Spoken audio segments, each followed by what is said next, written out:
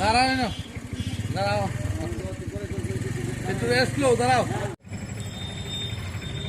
সে পছন্দ করছে আমার এই গ্যারেজটা, তখন সে আইনে আমার টাকাটা দিছে আমার হাতে, আমি আরও অনেকজন ছিল তার হাতে টাকাটা দিয়েছি।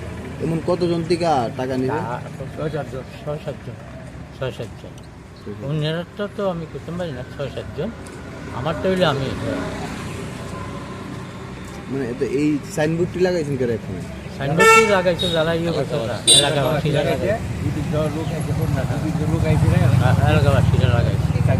কারণ এটা তো পাড়ার একটা বদনাম।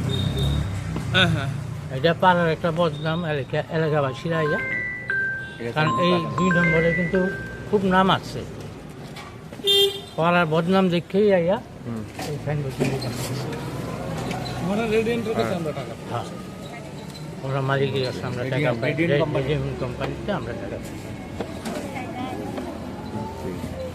না আপনারা যে মানে ফ্ল্যাটটা দিব কইছে, মানে সরি গ্যারেজটা দিব যে হ্যাঁ। কত টাকার বিনিময়ে আপনাদেরকে দেওয়া হবে কইছে? আমরা 4 লাখ টাকা। 4 লাখ টাকা, প্রথম 2 লাখ টাকা সে রেজিস্ট্রি করে দিব, রেজিস্ট্রি করে দিলে মালিকে আসবে, আইয়া রেজিস্ট্রি করে দিব। কেমন? রেজিস্ট্রি করে দেওয়ার পরে 2 লাখ টাকা রেজিস্ট্রি অফিসে দেওয়া হইব। এমনকি মিডল আবার একজন ফোন হ্যাঁ। করেছে হ্যাঁ। মালিক বলে, সেটা তো আমরা তো চিনি না কলকাতার আরেকজনকে মালিক কখন বানিয়েছে। হ্যার মালিক না কি এটা তো আর আমরা দেখছি না।